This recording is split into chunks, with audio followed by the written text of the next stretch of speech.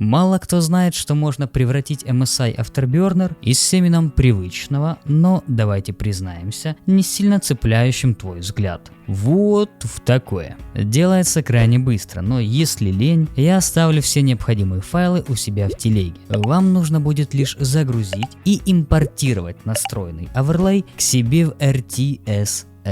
Готовьте ваши ручки, небольшая самореклама и погнали. Ребятки, если у вас есть желание, самое главное возможность, можете поддержать мой канал подпиской на Boosty. В знак благодарности вы получите мой архивчик с оптимизацией как Windows 10, так и 11. Он активно развивается, стараясь в каждой новой версии добавлять что-то новое. Там же находится гайд на 30 минут, как всем этим пользоваться. Плюс иногда публикую разные твики, отдельные настройки для некоторых игр и все возможные архивы в одном облаке. А также у меня есть Telegram, в котором я делюсь игровыми новостями, когда следующий ролик и так далее. Ну и конечно же наш Discord сервер. Мы там общаемся, играем и решаем проблемы, которые у вас могли возникнуть. За любую активность буду благодарен. Отвечаю всем и постоянно. Ссылочки в описании. Первое, с чего мы начнем, это загрузки MSI Afterburner. Переходим на официальный сайт, загружаем и делаем установку. Самое главное, не пропустите Riva Tuner. Далее нам понадобится какой-нибудь красивый шрифт. Можете использовать на любой вкус, но советуют OpenSense. Нажимаем загрузить, получаем шрифты в архиве,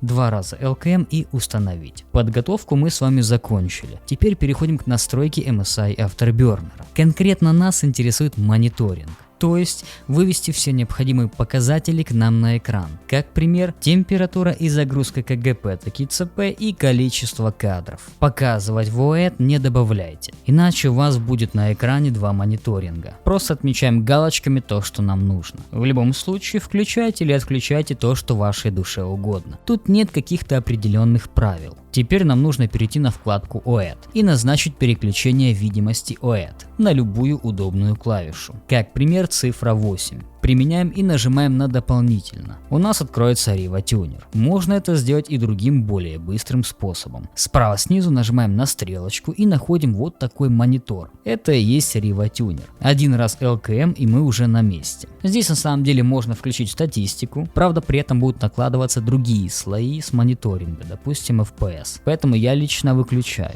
Нажимаем на растер 3D, выбираем шрифт, который мы с вами ранее загрузили, стиль обычный и размер где-то 8. Чуть позже можно будет его изменить. Далее нажимаем на синюю кнопочку Setup, переходим на плагины и ставим галочку на Overlay Editor. 2 раза LKM и у нас откроется редактор оверлея. Вся магия будет происходить на этом экранчике. Настройки слоев, текста и так далее. Все, что мы здесь напишем, будет отображаться и в игре. Окей, начнем с добавления различных источников, которые мы хотим отслеживать. Нажимаем на источники и редактировать. Вот весь список источников для наложения. У вас он будет, конечно же, пустой. Нажимаем добавить, поставщик данных MSI Afterburner и отмечаем галочками то, что нам необходимо, или добавляем по одному. После нажимаем ОК. Источники данных должны пополниться в этом списке. Теперь нужно эти источники добавить в слои. Нажимаем на слои и добавить. По умолчанию будет создаваться статический текст. На него клацаем 2 раза LKM и в открывшемся окне убираем текст. Нажимаем на плюсик и выбираем наш первый источник данных. Допустим, температура видеокарты. Ставим галочку на «Добавить макрос текущего значения». Это добавит короткий необходимый нам код в поле с гипертекстом. Теперь можем поставить галочку на «Пользовательский цвет текста» и выбрать необходимый для нас цвет. И по желанию сделать привязку к нашим источникам. Ставим галочку на «Выравнивание с фиксацией размера» и «Ок». Проделаем все то же самое с другими показателями. Если нужно написать название вашей видеокарты или просто GPU, создаем слой и пишем в поле все, что мы хотим, либо через процент. Допустим, процент GPU %. Теперь давайте прибавим немножко внешнего вида и удобства, чтобы показатели выделялись на фоне игры. Создаем слой, удаляем текст, ставим галочку на цвет фона, черный цвет и видимость 100%. Но давайте я сейчас выставлю белый, чтобы его было лучше видно и мы могли поставить его туда, куда нам нужно. После можно будет его изменить. Если слой будет сверху наших показателей, нажимаем на слои и сделать нижним. Если у вас не получается выровнять текст с фоном, можно Можно изменить размер текста в процентах, убрать галочку и привязать в ручном режиме, либо через клавишу Shift.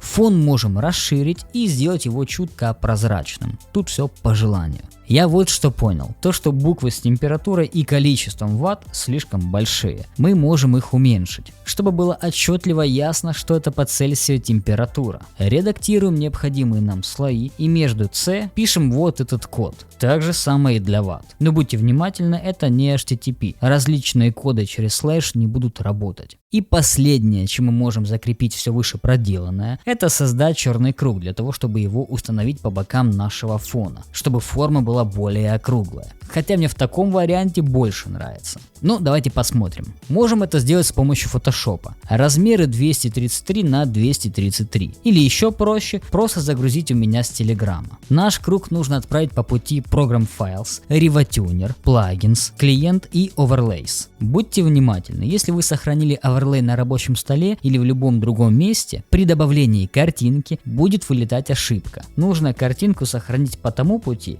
где и сохранен сам проект оверлея. После этого нажимаем Overlay, редактировать, обзор и вставляем наше изображение. Далее слои, добавить, 2 раза LKM на наш слой, удаляем текст, нажимаем плюсик, ставим галочку на добавить изображение и троеточие. RivaTuner странно отображает картинки, можно слегка запутаться. Тем не менее, для наглядного примера я покажу на белом цвете, иначе вы попросту ничего не увидите. Там, где -2, ставим нули, а ширина и высота спрайта по 233. Теперь делаем наложение и в слоях сделаем его нижним. Ctrl-C, Ctrl-V и на другой стороне. Вот как-то так. Теперь обязательно сохраняем наш проект, чтобы в будущем мы могли в 2 клика его экспортировать. Ну и давайте дам вам бонусную фишку. Создаем слой, как и раньше, пишем вот этот код и вуаля. Вы теперь точно не забудете, когда нужно отойти покушать. Тут чисто поле для экспериментов. Накидывайте картинки, меняйте шрифты, делайте то, что вашей душе угодно. Можно вообще в некоторых играх очень красиво оформить оверлей, используя особенность и даже шрифты интерфейса игры. А тем, кому все это устраивает, но лень делать самому, все необходимое я оставлю у себя в телеге. Вам нужно лишь загрузить, экспортировать и наслаждаться. С вами был Каска. За большие пальцы вверх и подписку на канал буду благодарен. Желаю вам высокого FPS.